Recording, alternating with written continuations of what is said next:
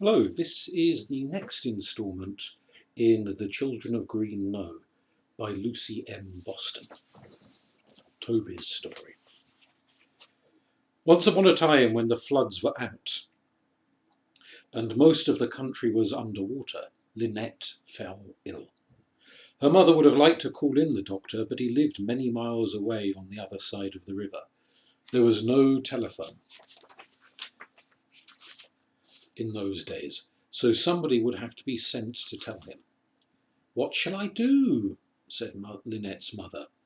"Boggis has broken his leg and he can't ride. The stable boy is a young fool. I would never trust a horse to him alone on flooded roads." "Let me go," said Toby. "Fest and I would be quite trustworthy." "No, no," said his mother. I should be more anxious about you than I am about Lynette. We will see if grandmother's remedies will cure her." Their grandmother was very skilled in nursing, and kept a cupboard full of herbal medicines, which she made herself for every childish illness. Though she had done everything she could throughout the day, towards evening Lynette's fever was higher than ever.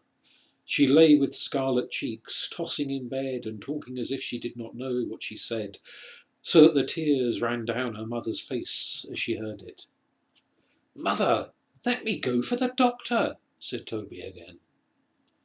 "Dear boy," said his mother, "if I had let you go at first, all might have been well, but now it is growing dark, and who knows how the water is rising?"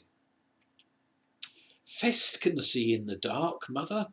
The dark does not frighten me, but it frightens me to see Lynette so ill." "He is right," said the grandmother. "Let him go. Fest will look after him." "Oh, you may ride out to our neighbour the farmer, and tell him. I beg him to ride for the doctor at Potto Fen," said his mother.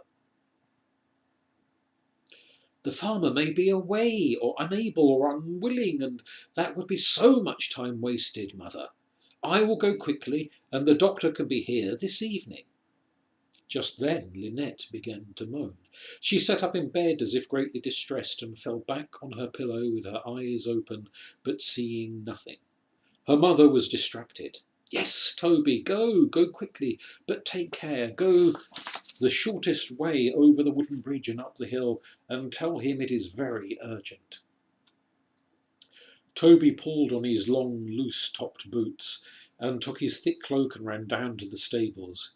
He saddled Fest, and he put on the bridle. He talked to him, saying, "Fest, we must get the doctor for Lynette."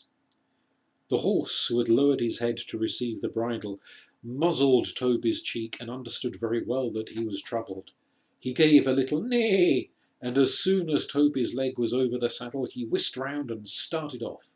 It was not yet dark, the sky was dim green like water, and shallow water was over the roads. As they cantered off, the mud flew up like a dirty fountain round them. The lane took them for 4 miles and ended at the wooden bridge. The river looked very nasty in the half-light. The current heaved and pushed, and the middle of the river seemed higher than the sides, as if it had been squashed up. The bridge was still well above the water. Toby pulled his horse to a walking pace, lest the wood should be slippery, and expected that Fest would cross it, as he had done hundreds of times before. But no, Fest, the obedient, would not cross it. He sidled and waltzed, but he would not go on. Toby talked to him, coaxed him, scolded him, pulling his head round to face the bridge again and again, but all in vain. At last, for the first time in his life, he lifted his switch and lashed him. Fest reared up and struck at the air with his outstretched forefeet, so that it was all Toby could do to hang on in the middle. When in this way Fest had exhibited his height and his strength and his angry pride, he came down from his prancing, and without warning leapt the high hedge at the side of the lane. He slithered down the bank, and his forefeet struck out before him, and after sidling some distance along the river bank, he trumpeted a challenging neigh, and plunging into the cold water of the river, began to swim. Toby could feel the powerful water buffeting and shoving his leg on the upstream side, dragging and snatching at it on the other. It was as though the river were determined to separate him from Fest. Now and then a branch would hit him, as a broken tree went past. Once they were tangled up in some floating straw from a rick. It nearly carried Toby out of the saddle, but he just managed to push it away. As they swam, they were swept gradually downstream towards the bridge. Toby, crouched over Fest's labouring shoulders, could feel that he was striking out for his life. His ears were straining forward and his eyes too, so that Toby could see the whites, and he snorted and grunted with his muzzle just above the water. They reached the farther bank only a few yards upstream from the bridge, and scrambled up onto the other side. Fest digging in with his toes while he gathered his hocks for the last great effort. At the top of the bank he stood with heaving sides and trembling shoulders, shaking his heavy wet mane and hanging his head. "Fest, you mad, crazy horse! Whatever possessed you to do that?" gasped Toby, twisting in the saddle to pull off his loose boots one by one to empty the water out of them. He was soaked to the neck and bitterly cold. His teeth chattered and his hands were blue. "Fest! Stand, stand, you madman! The devil's in you!" Fest was backing away from the bridge and flinging his head up and down so that Toby had to give up trying to wring the water out of his cloak. Suddenly there came a hair-raising scream, the scream of rending wood, sounding almost like an animal in panic. The wooden bridge twisted and cockled under his eyes, and with cracks like cannon fire collapsed and was swept in a tangled mass downstream. Fest screamed too, and they were off together at full gallop up the hill in the fading light. Fest chose his own way, jumping fences, jumping hedges, sloshing and slithering in the mud, but Toby did not interfere with him again. He gave him his head, and was only concerned to stay with him. At last he recognised the outskirts of the village where the doctor lived. They rattled down the cobbled streets, and it seemed to Toby that Fest stopped at the house of his own accord. When the old doctor came to the door and saw the two of them standing dripping there, with their long hair plastered over their white faces, their coats covered with mud, he did not at first recognise them. "What in heaven's name?" he exclaimed. "You're no bearer of good news. Martha, bring the lantern. Why, here's young Master Old Knowe in a fine state." The housekeeper came running with a lantern.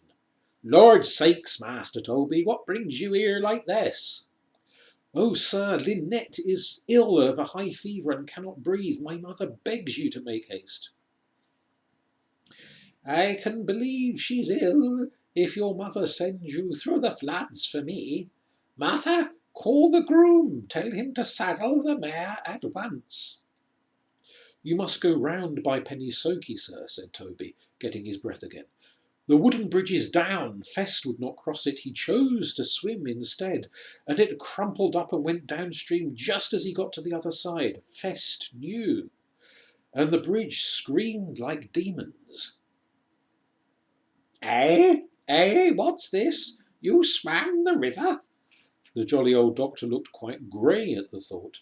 Then he began to twinkle. "So, Fest chose to swim the river, did he?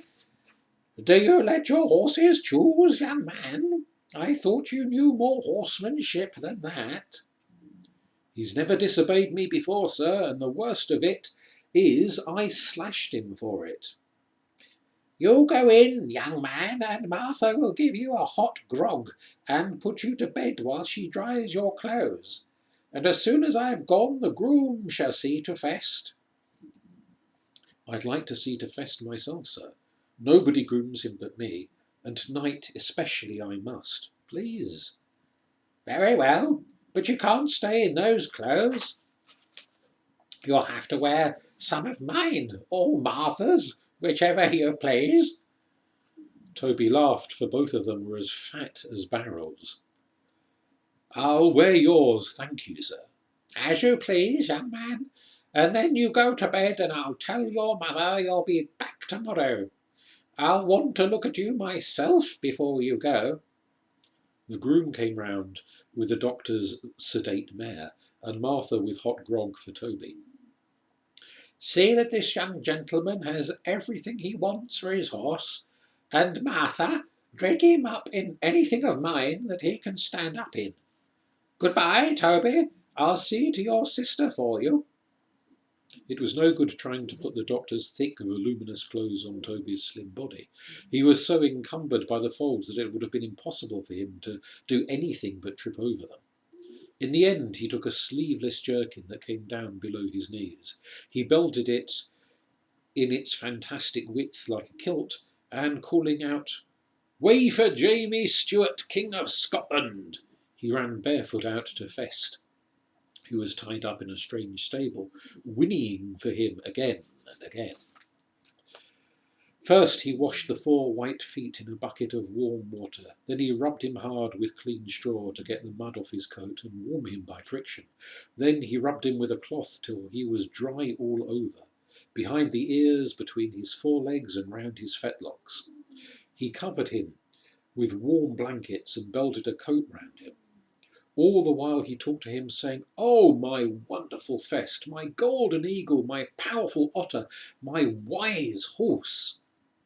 And he combed the long mane. He sang as he had learned to do so in church. "Behold, thou art fair, my love, behold, thou art fair.